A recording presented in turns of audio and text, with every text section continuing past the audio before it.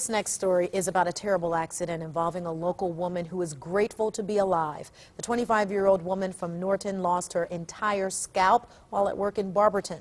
She still has a long way to go on her road to recovery, but today she was sent home after 3 weeks in the hospital. And she sat down with our Bob Jones for this exclusive. My biggest fear was that I would be moments away from getting rescued and then it would start up and kill me. Monica Thayer's story of survival is remarkable. Her head remains heavily bandaged from her brush with death, but her spirit not broken. I'm just glad I'm alive, honestly, because like I said, not very many people can survive this type of injury.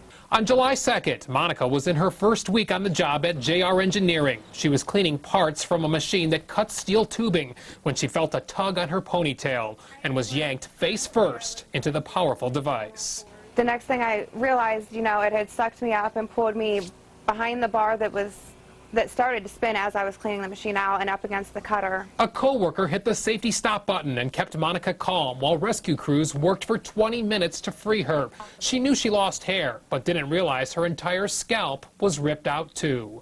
Doctors worked relentlessly for 8 hours to stop me from bleeding and get me to retain blood because that was their biggest concern, was that I would bleed to death. She spent 17 days at Akron General Hospital, where surgeons performed 3 skin graft surgeries, taking skin from her thighs and a hip and attaching it to her head.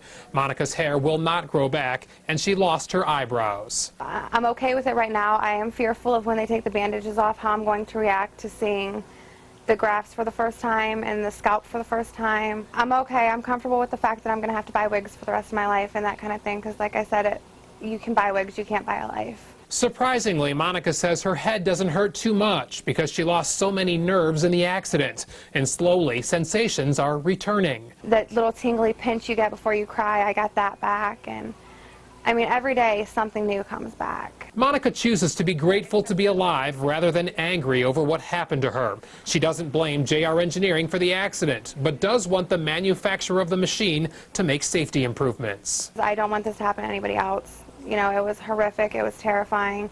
I would never wish this upon anybody, not even my worst enemy. In Norton, Bob Jones, News Channel 5. Well, the Occupational Safety and Health Administration is investigating the accident at JR Engineering in Barberton. OSHA expects to release a final report within 6 months.